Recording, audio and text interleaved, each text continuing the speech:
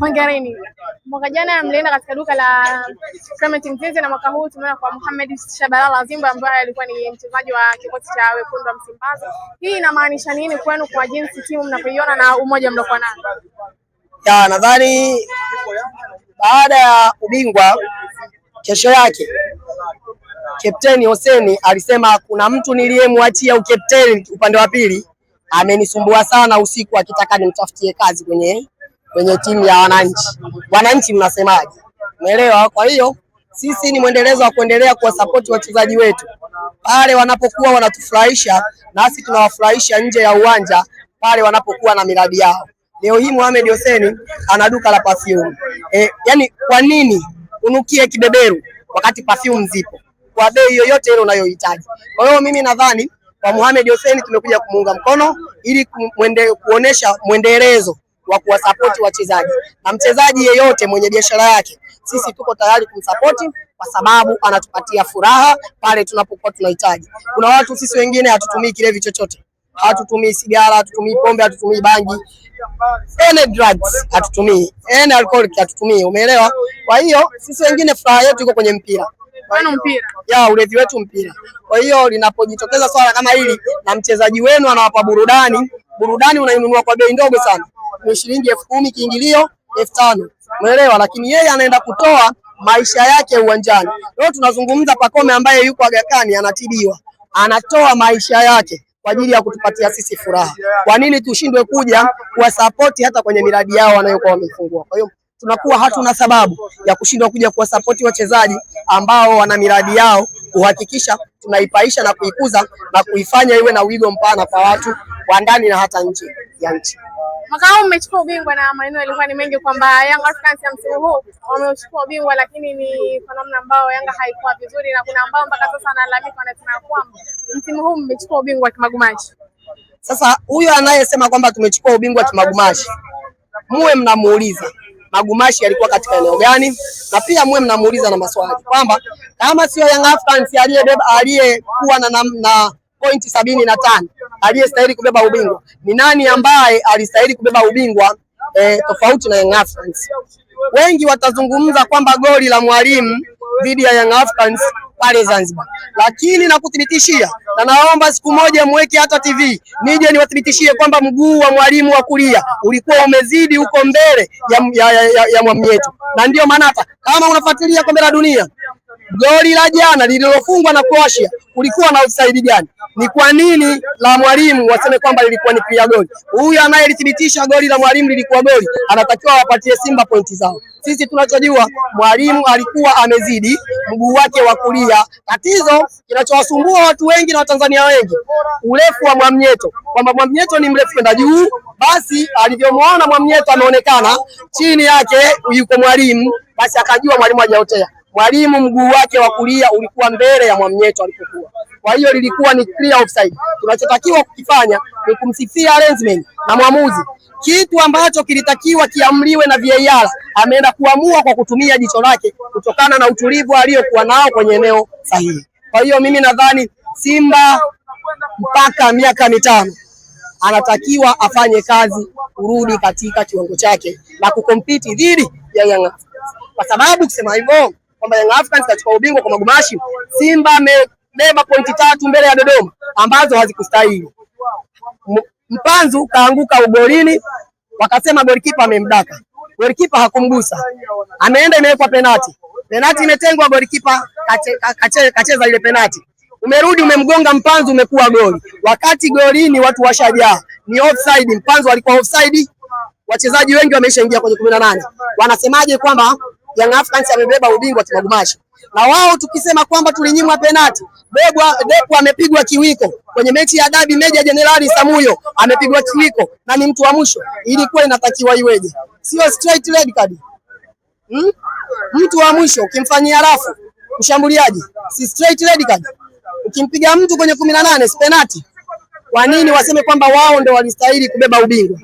Kwa nini tusilalamike sisi ambao Young Africans tulinyimwa penalti dhidi ya Azam?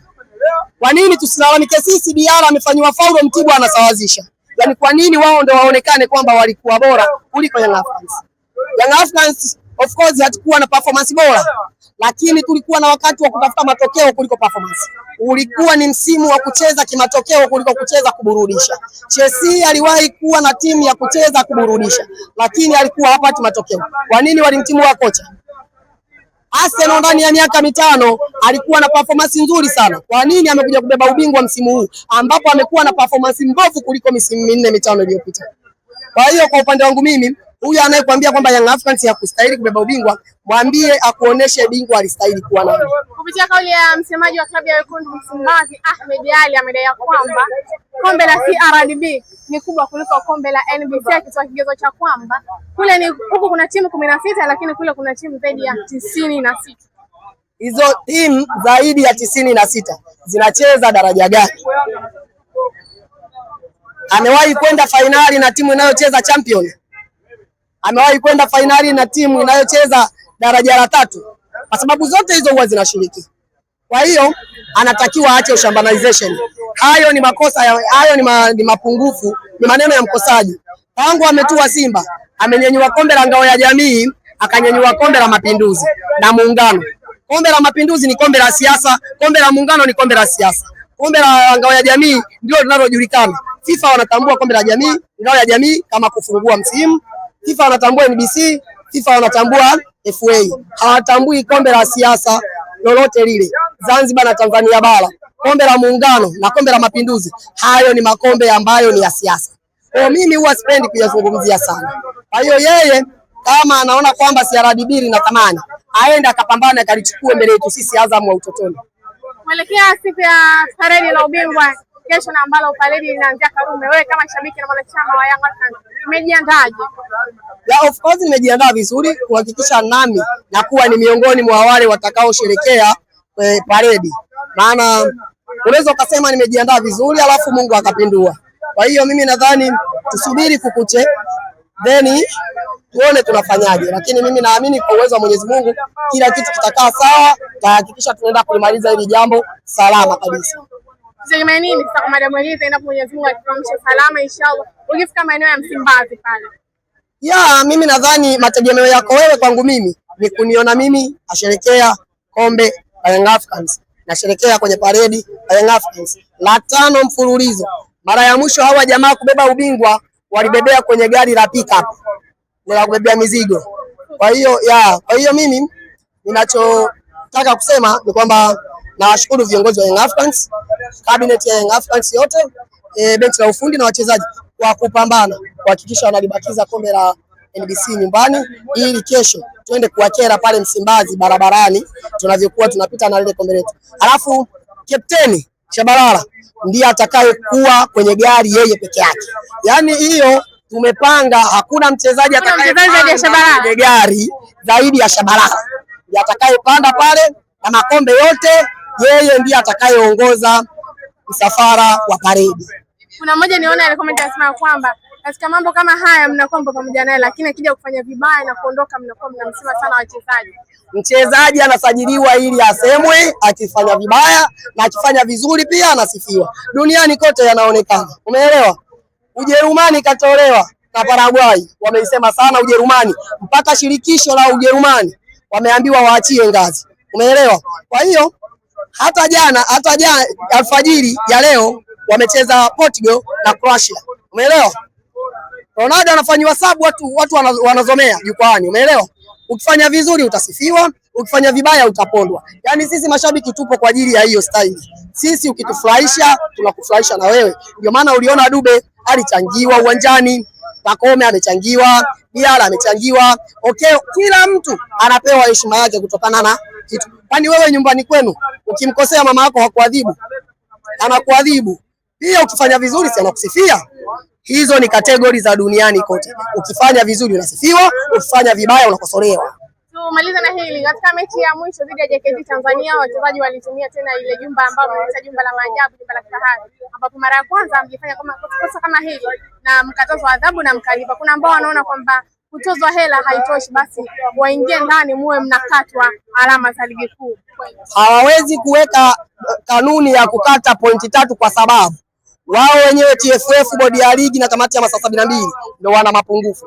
Ushajua Young Africans ameenda kuvalia kwenye jumba la maajabu, maana yake kuna vitu ambavyo vimefanyika uwanjani na kwenye vyumba vinavyohusika. Umeelewa? Kwa nini? Ulishawahi kufanya research kwamba kwa nini hili swala limekuwa ni la kujirudia? Hawajawahi kufanya hiyo research. Wanachotaka wao wenyewe ni kupiga hela. Sisi tupo, wakipiga faini asubuhi saa 5 tunaanza kuchanga, saa 10 inakamilika, tunawapa hela zao. Lakini wakikaa chini wakajitathmini kwamba kwa nini hili tatizo limekuwa la kujirudia, maana yake kuna ukweli ndani yake. Hivi vyumba kuna mechi ya kwanza ya dabi Young Africans dhidi ya Simba, tumeenda kwenye jumba la maajabu, si ndio? Tumetoka pale tumepigwa faini, si ndio?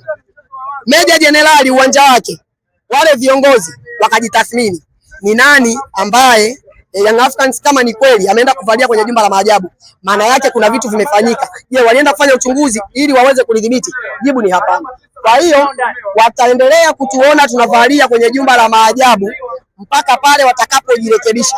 Sisi hatuoni shida kulipa hiyo faini, sisi tuko tayari kulipa faini, ila wao wenyewe ndio wanatakiwa wakae chini wajitathmini.